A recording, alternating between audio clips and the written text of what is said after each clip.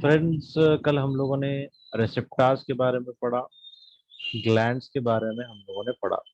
दो important topic को हम लोगों ने कवर किया। आज हम लोग बात करेंगे ब्लड वेजल्स के बारे में। उसके बाद हम लोग बात करेंगे कॉमन स्किन डिसऑर्डर्स के बारे में। ठीक है। तो रिसेप्टर्स में हम लोगों ने क्या देखा कि रिसेप्टर्स सेंसरी रिसेप्टर्स होते हैं। ठीक है, जिसको हम लोग कहते हैं मेरकल सेल्स। इस सेल से ही रिसेप्टर्स बनते हैं। इसके दो तरह के रिसेप्टर्स होते हैं। एक पेन, हीट और कोल्ड को सेंस करने वाले, जिसको प्री नर्व एंडिंग्स होते हैं, और इंसुलेटेड नर्व एंडिंग्स वाले जो टच और प्रेशर को महसूस करते हैं। ठीक है।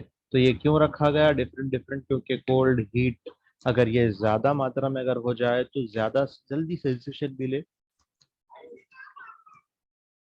और इंसान या ह्यूमन बीइंग उस नुकसान से बच जाए। ठीक है। और उसके बाद हम लोगों ने देखा ग्लैंड्स के बारे में। ग्लैंड्स में तीन तरह की ग्लैंड्स हम लोगों ने पढ़ा। सेबेशियस ग्लैंड जो सीबम को रिलीज करता है, जो बहुत ज्यादा जरूरी है हमारे लिए सीबम को रिलीज करना, ताकि बैक्टीरियल ग्रोथ को रोकने के लिए। ठीक है। अगर इसका सीबम अगर कम हो जाए तो ड्राई और फ्रैगाइल स्किन हो जाता है। अगर बढ़ जाए तो वहां पर ज्यादातर चिकनापन होकर ड्राई स्किन जाके वेट स्किन बन जाती है, और वहां पर आपका सीबम और बैक्टीरिया दोनों मिलकर थोड़ा थोड़ा इन्फेक्शन कॉज कर सकता है, खासकर हेयर फॉलिकल्स में। उसके बाद हम लोगों ने क्रूमाइनस ग्लैंड के बारे में पढ़ा, जो फेरोमोन रिलीज करता है। ये खासकर ईयर्स में होता है, जिसको ईयर वैक्स भी कहते हैं, ताकि ईयर में कोई चीज एंटर ना हो, बैक्टीरिया हो या कोई भी चीज हो। ठीक है। उसके बाद हम लोगों ने स्वेट ग्लैंड्स पढ़ा। स्वेट ग्लैंड्स में दो टाइप्स को पढ़ा, एपोक्राइन ग्लैंड्स और एक्राइन ग्लैंड्स। एपोक्राइन ग्लैंड्स कहाँ पे होते हैं? ये जेनिटाइल एरिया में होते हैं और एक्जिला में होते हैं। ये कब ज्यादा रिलीज होते हैं? स्ट्रेसफुल और इमोशनल सिचुएशंस में। ठीक है। और एंडोक्राइन एकोक्राइन ग्लैंड्स जो है forehead, upper lip, palms and soles में ज्यादा होते हैं। इनका जो इसमें क्या होता है, इसमें पोर होता है रिलीज होने के लिए, एक रास्ता होता है आने जाने के लिए, जिससे सीक्रेशन की हुई चीज स्किन में आके रुके। अब यहाँ पे एक दिक्कत है कि ज्यादातर अगर हीट अगर लॉस होगा तो डिहाइड्रेशन होने के चांसेस है। डिहाइड्रेशन का मतलब ये है कि लॉस ऑफ फ्लूइड, जिसमें साल्ट भी है और पानी की मात्रा भी है। ठीक है। तो ये सब चीजें देखने को मिलती है। तो इससे क्या करना है हमें? जब आप डिहाइड्रेट होंगे, ज्यादा स्वेट ग्लैंड्स आपके रिलीज होंगे, तो आपको क्या करना है? आपको वाटर रिप्लेसमेंट करना है। ठीक है। तो ये सब चीजें हम लोगों ने पढ़ी थी। आज हम लोग बात करेंगे ब्लड वेसल्स के बारे में। Beside the capillaries in the dermis, the other blood vessels of great importance are the arterioles. Arterioles are small arteries, and the smooth muscle in their walls permit them to constrict, close, or dilate open. This is important in the maintenance of body temperature because blood carries heat, which is form of energy. ठीक है। तो यहाँ पे देखिए arterioles होते हैं। Arterioles क्या है? ये आर्टरी है।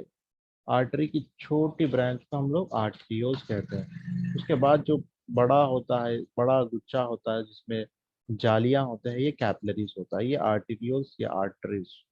ठीक है। आर्टरियोल्स ये है आपको कंस्ट्रिक्ट, ये नजदीक भी होते हैं, ये फैलते भी हैं। कंस्ट्रिक्ट भी होते हैं और डायलेट भी होते हैं, नजदीक भी आते हैं और खुलते भी हैं। तो इस वजह से इसकी इम्पोर्टेंस बढ़ जाती है, क्योंकि ब्लड के अंदर आपको हीट मिलता है। यही हीट ब्लड के अंदर हीट मिलता है, और हीट क्या करती है? एक टाइप ऑफ एनर्जी को कैरी करती है। ठीक है। In warm environment the arterioles dilate, vasodilation which increase blood flow through the dermis and bring excess heat close to the body surface to be radiated to the environment. तो देखिए इसमें ज्यादातर अब क्या होता है, ये चीज बहुत ज्यादा गौर से देखिए। तो जब आपका आर्ट्रियोल्स होता है, आर्टेरियोल्स, जब ज्यादा अगर एक्सेस हीट होती है बॉडी में या फिर एनवायरनमेंट में खासकर, तो बॉडी भी हीट में है एनवायरनमेंट में हीट में है। तब क्या करना चाहिए, या तो एनवायरनमेंट कूल हो या फिर बॉडी कूल हो, वरना दोनों हीट होंगे तो बॉडी के अंदर बहुत ज्यादा नुकसान हो सकता है। एक्सेस हीट फीवर पैदा करेगा, फीवर पैदा करने से आपके सेल डैमेज हो सकते हैं। ठीक है। और यहाँ पे देखिए एनवायरनमेंट में अगर, तो हम तो कर नहीं कर सकते, तो इसलिए हमारे बॉडी में ये नेचुरल फंक्शन रखा गया है कि अगर एनवायरनमेंट में टेम्परेचर बढ़ जाए तो हमारे बॉडी में वैसो डाइल्यूशन होता है, यानी वैसो ऐसा, ये आर्टरियोल बढ़ गया, इसका साइज बढ़ गया। अब ब्लड फ्लो बढ़ जाएगा ना, ज्यादा मात्रा में आपको क्या देखने को मिलेगा, ब्लड फ्लो मिलेगा। ज्यादा मात्रा में अगर ब्लड फ्लो मिलेगा तो वहां पर ज्यादा एनर्जी होगी, हीट आएगी, ज्यादा हीट होगी तो हमारे जो पोर्स है, छोटे छोटे जो सुराखें हैं, ठीक है, वो क्या करते हैं, वहां से आपको स्वेट ग्लैंड्स एक्टिवेट हो जाते हैं। देखिए भाई यहाँ पे हीट ज्यादा है, अब क्या करना है, हमें एक्सेस हीट को बाहर निकालना है। ही स्वेट ग्लैंड और ये हीट का कॉम्बिनेशन जब मिलेगा तो स्वेट आपका बाहर जाएगा। ठीक है, फिर आपको स्वेटिंग का जब बार बार निकलेंगे तो आपकी बॉडी कूल होगी, डिक्रीज टेम्परेचर होगा। तो इसकी वजह से आपकी बॉडी कूल रहती है और एनवायरनमेंट गर्म रहता है। ठीक है। और कोल्ड टेम्परेचर पे क्या होगा, बस तो कंस्ट्रिक्शन होगा। In the cold environment, however, the body heat must be conserved if possible, so the arterioles constrict.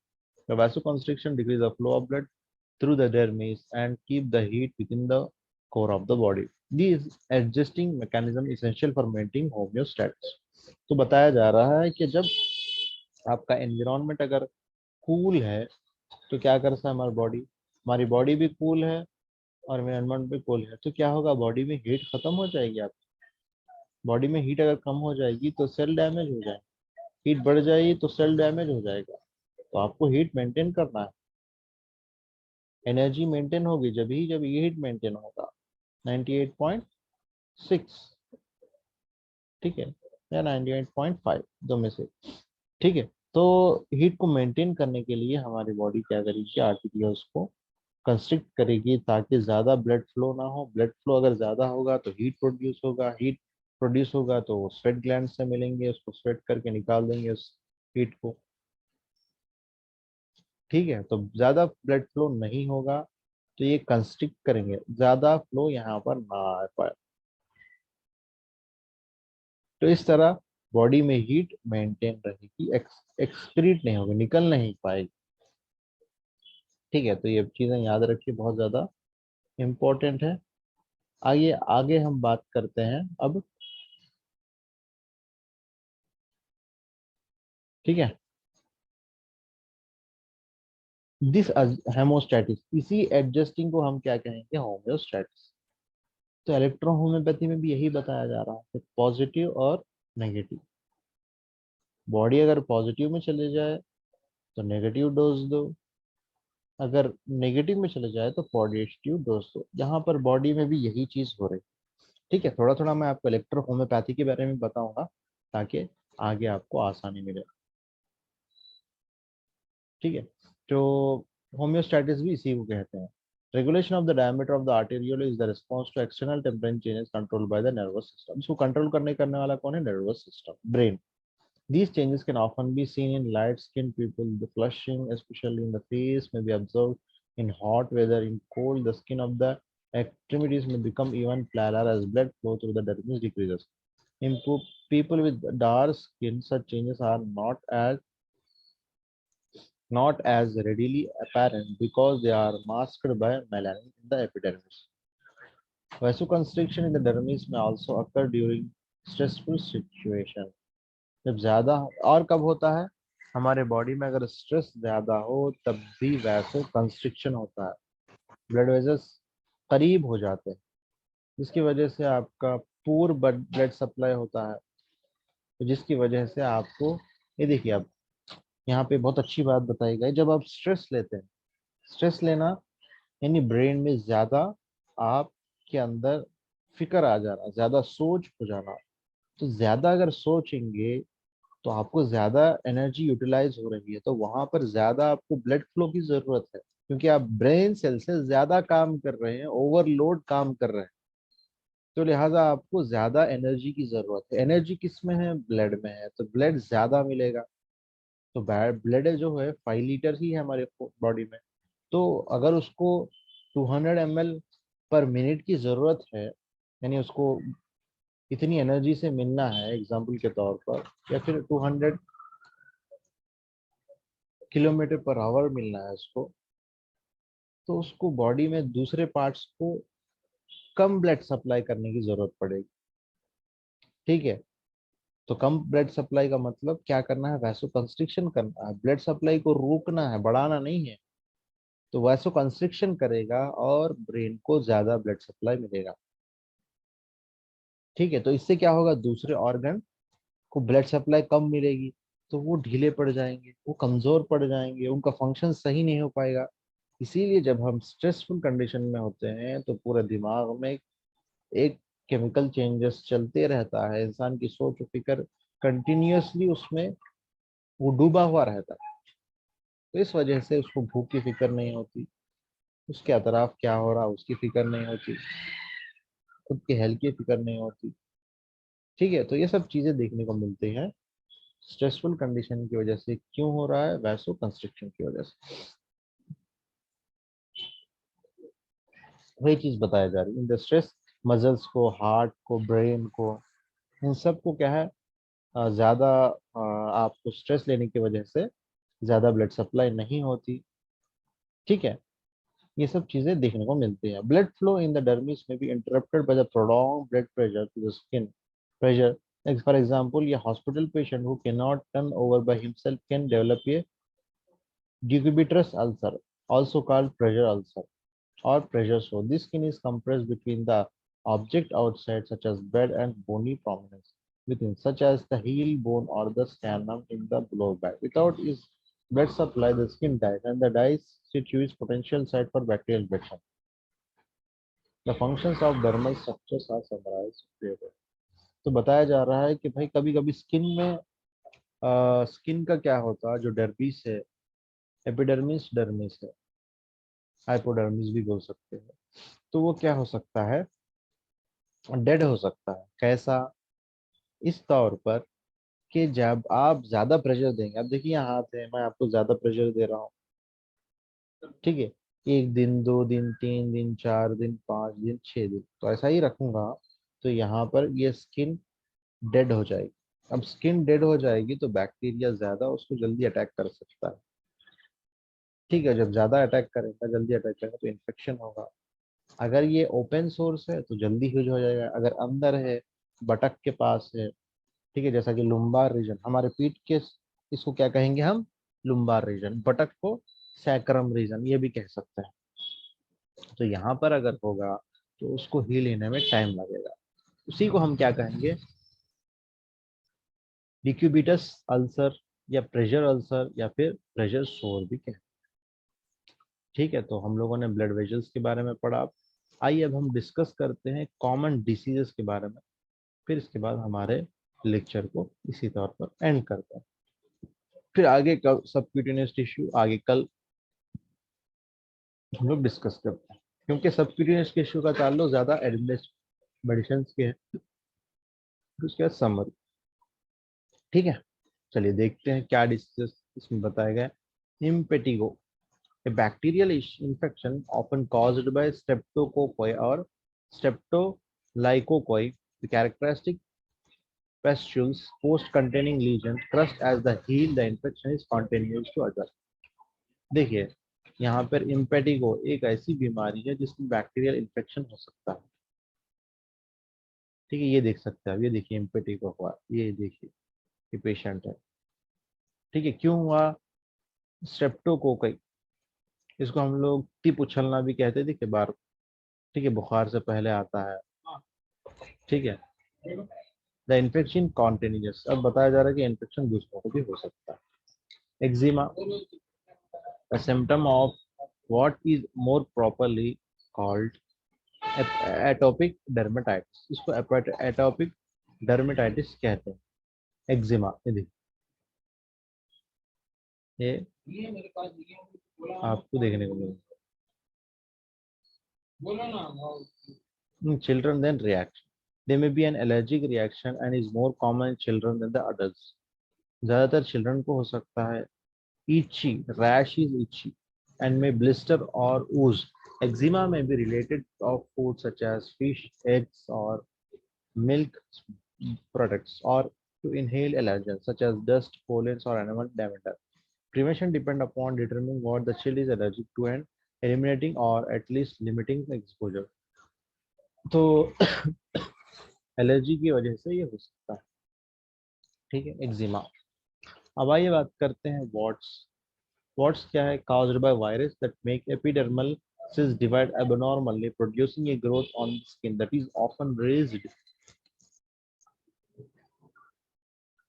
and has a rough or pitted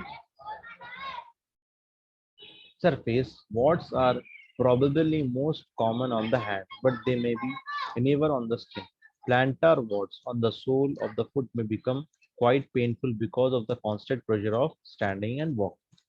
तो देखिए अब यहाँ पर वॉट्स जो है एक वायरस की वजह से हो सकता है, जो एबनॉर्मली ग्रोथ होती है वहाँ पे एपिडर्मल टिश्यू भी, ठीक है। और ज्यादातर ये हाथों में होता है, लेकिन कभी कभी ये स्किन साथ खासकर फुट में हो सकता है, ठीक है, क्योंकि ज्यादातर चलने की वजह से, ज्यादा देर ठहरने की वजह से ये सब चीजें देखने को मिलती है। तो एमपीटी के बारे में पढ़ा, एक्जिमा और क्वाड्स। और अब बात कर रहे हैं फीवर ब्लिस्टर्स। कोल्ड सोर caused by the herpes simplex virus to which most people are exposed as children. An active lesion, usually at the edge of the lip, might be anywhere on the skin, is painful and ozone. It not destroyed by the immune system. The virus hides out and become dominant in the nerves of the face. Another lesion, weeks or months later, can be triggered by the stress or another illness. ये D number का देखिए क्या दिया गया, D number fever blister कहा गया finger, ठीक है। तो ये दोनों तो मोस्ट कॉमन है, ठीक है, कि आपको स्ट्रेसफुल कंडीशन में या फीवर में ऐसी चीजों में देखने को मिलता है, ठीक है। तो ये कॉमन डिसऑर्डर्स थे, impetigo, eczema, warts and fever blister. So friends, आज हम लोगों ने ब्लड वेजल्स के बारे में पढ़ा, जिसमें vaso dilution and vaso constriction के बारे में पढ़ा। उसके बाद कॉमन डिसऑर्डर्स के बारे में पढ़ा। तो आज की क्लास यहीं तक रखते हैं। फिर कल आगे हम लोग सबक्यूटेनियस टिश्यू के बारे में पढ़ेंगे और ये टेबल के बारे में पढ़ेंगे। फिर उसके बाद हमारा टेबल कंटिन्यू होगा, एडमिनिस्ट्रेशन मेडिकेशन के बारे में पढ़े, उसके बाद समरी होगा। कल यहाँ तक कंप्लीट होगा, फिर परसों हम लोग ageing and the integrated system और समरी के बारे में हम लोग डिस्कस करेंगे, ठीक है।